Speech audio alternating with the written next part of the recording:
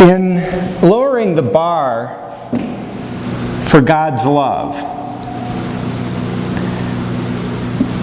God raised the bar for who we must love, especially as people who would seek to follow Jesus, especially as people of the church.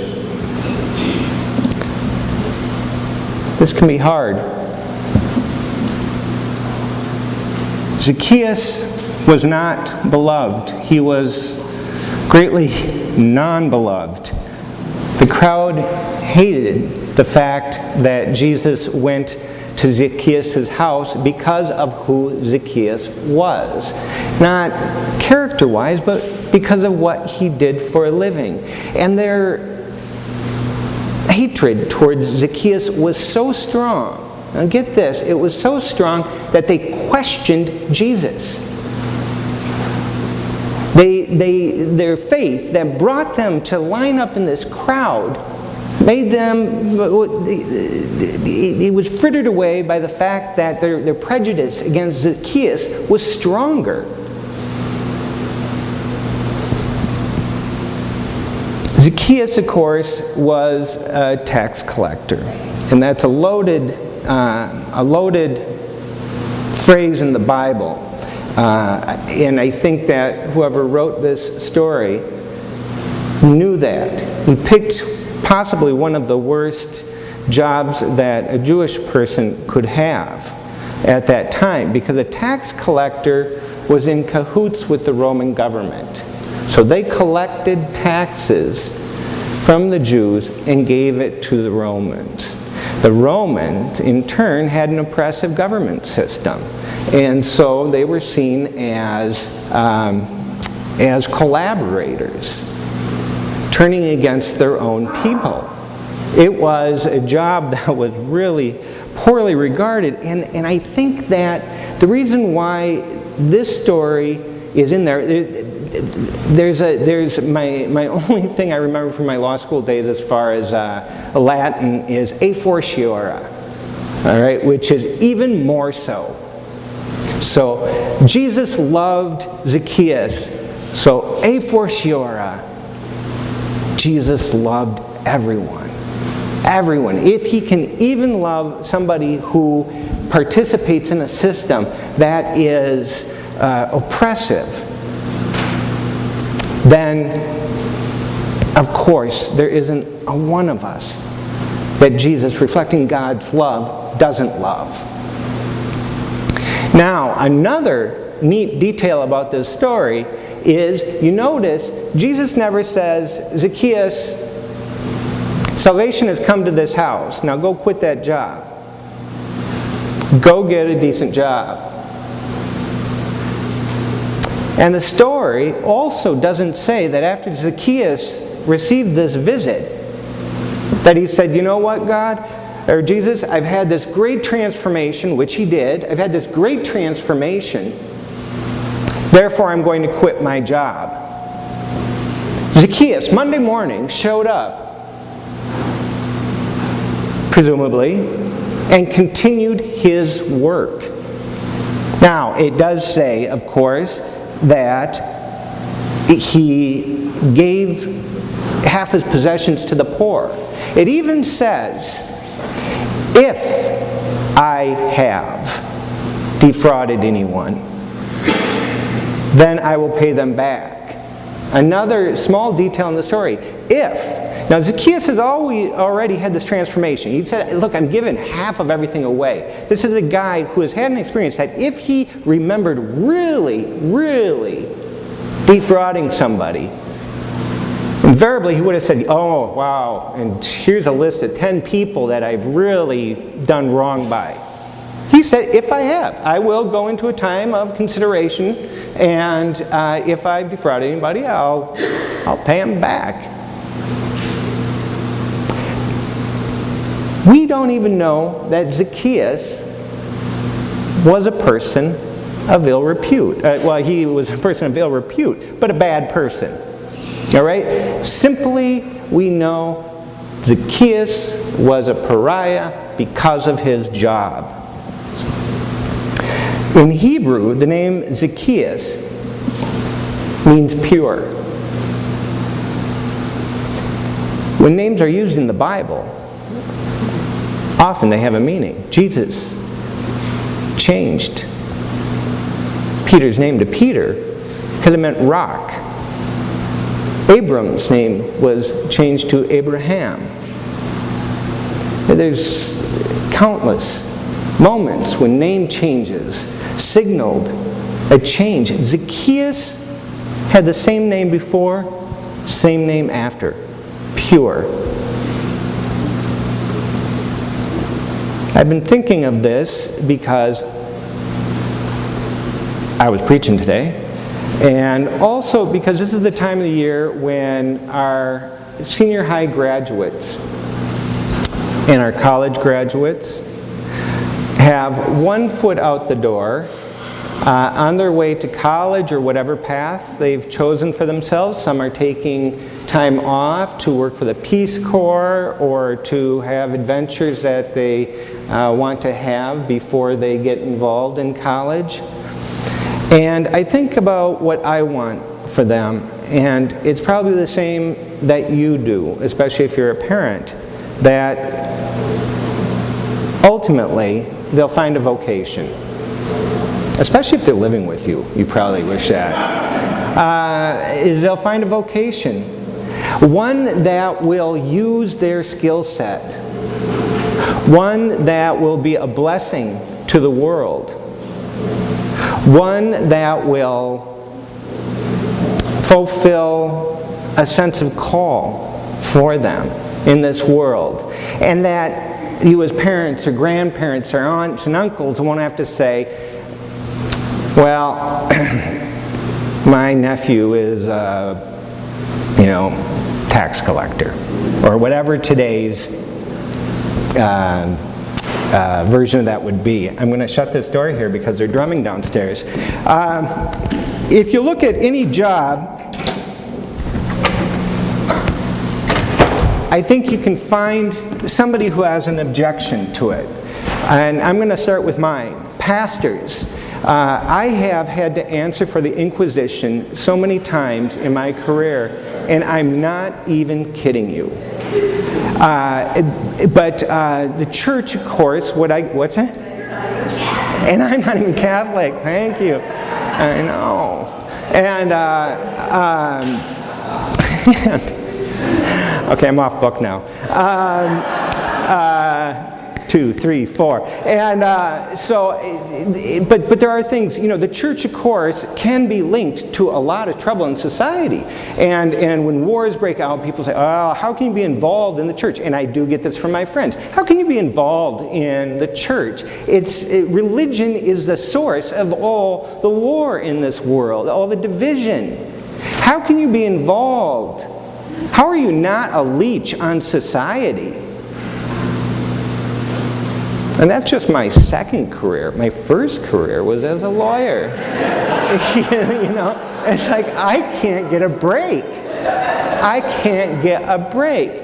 But so for the fun of it, on Tuesday I sat down and I made a list, all right, of all the jobs I could think of, all right? And was there a job I could think of, a career that through other people's opinions, through the news, through my own prejudices, that we couldn't say something snarky about? Now think about it. Even the most noble professions, somebody is criticized. And we'll say that it is somehow a broken system.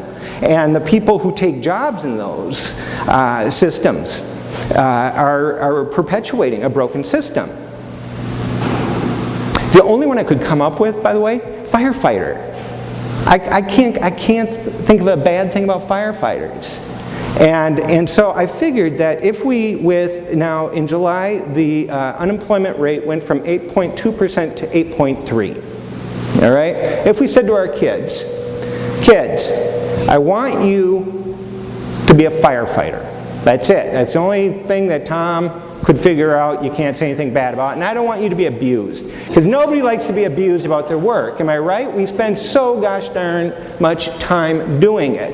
And if you're retired, well, we're receiving money still from the source of our income when we're alive. So it's none of us are free from criticism of other people. People who don't like us simply because of what we've done. Stereotypes. So kids, be a firefighter. Well, we would have probably a congregation full of unemployed people and some firefighters. If we got really strict and said, listen, we're good people here. Unless you get a job that 100% is free of any involvement in anything that harms society, that harms another person, even to the nth degree, even if we have to draw and connect lines, you're not welcome in this church. Even the firefighters would leave because we're so self-righteous.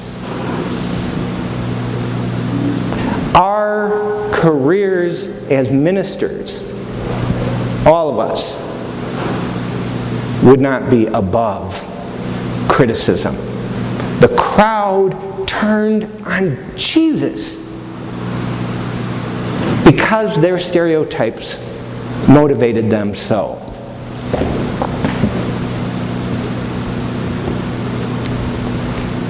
I think that, who suggested the story of Zacchaeus? This was a good suggestion. No? Nobody? All right.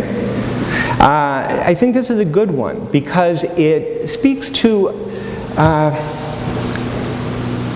the issue of prejudice, of stereotyping in subtle forms. I think that we can say, yes, here are the gross, obvious ways that our society is prejudiced. Here are the people that we have oppressed over time.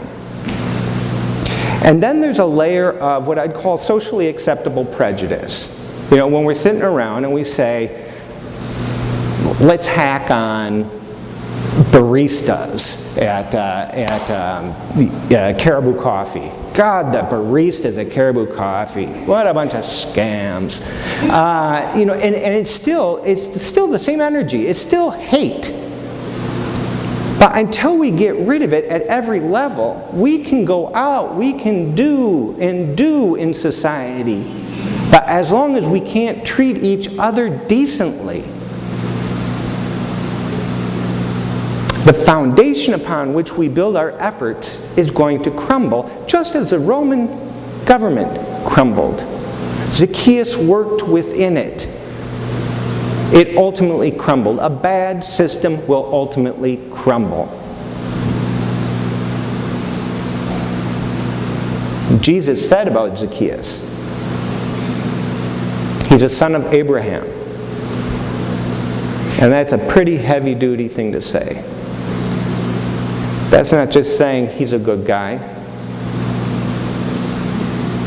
That's saying he's in the lineage, the human race, God's beloved.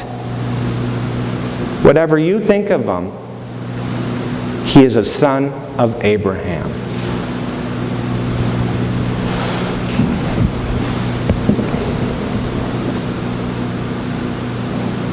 For me, I find that when I look at the issue of prejudice in my life,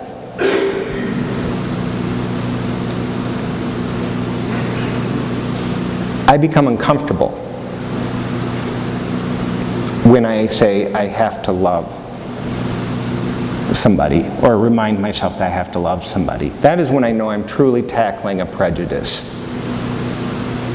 Is when I'm uncomfortable. Not when somebody else makes me uncomfortable. Not when somebody gets in my face and waves their finger. But when I know, when the spirit within me is telling me that's wrong. Now this morning I woke up and this is an ad, so I'll go 2 minutes long. It's my 22nd anniversary.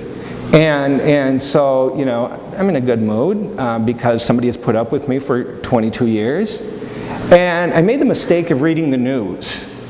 And I see that the front page of the strip, which by front page I mean the first page that comes up when you go to the website, I apologize, is a guy in town who has successfully worked on every campaign to get the marriage amendment passed. Every single one. He's a formidable opponent to me. As I sat across from Joe and celebrated 22 years, I read about a guy who wouldn't celebrate it. He would be upset with it. And I looked at him, and the words that came to my mind I don't get to use up here. See me later, and I'll give you an example. But it was just like, wow, this is kismet. Because today I'm going to go and tell people, oh my God, no matter what somebody does for a living, they are a child of Abraham. And here's a guy, he's going to do harm. In my opinion. Now, in your opinion, if we have a truly diverse community here, there's somebody out there that'll say, no, he's not going to do harm. Or, no, you know, what he's doing is right. If we have a truly diverse community. In my opinion, and I know in the opinion of a bunch of you, he's going to do some real harm. And I can't abide that. And I looked, and when they had a picture of him, so I was able to look at him and point, oh yeah, they always have goatees, and they always have bald and tubby, and I found myself, oh boy, I could feel the barometer, you know, and then I just stepped back, and I was like, wait, I love him. I love him. I love him. I love this man. It hasn't kicked in yet. But I feel like this is what I am being called to do. Not to support what he does. Not to sit back and let society be status quo when there are wrongs being done. But not to take him and put him in the position where he has me. We're just swapping hate around. The hate never leaves. The energy is still there. The anger. Nothing will get done in that spirit. Nothing will get done without a spirit of reconciliation. I'm certain of it. So that's my ad.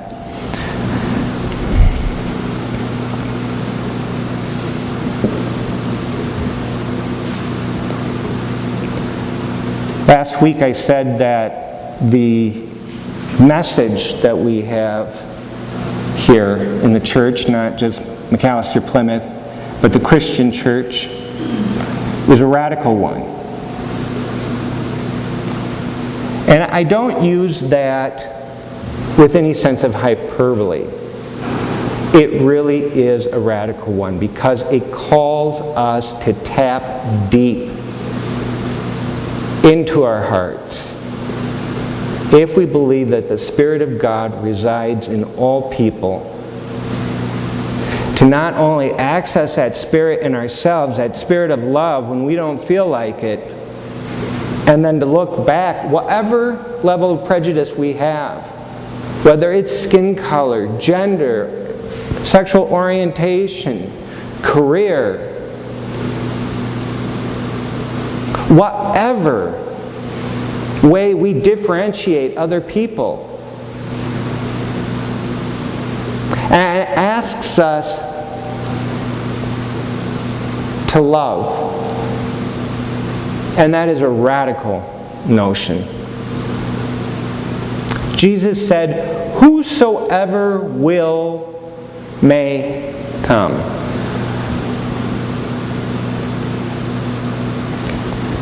We're not included in that equation. We don't get to say who the whosoever is. Whoever comes through that door, we are bound by our belief system to love. If we want to go a step further,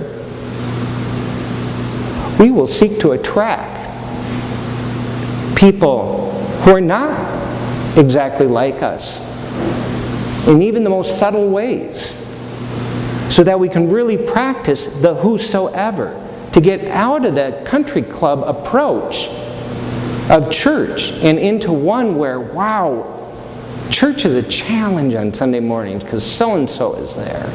You may already feel that way, but really feel it. Fill this place with people of a true diversity, and then be able to practice that spiritual practice of whosoever will may come. Whosoever. Really? Yes. Amen.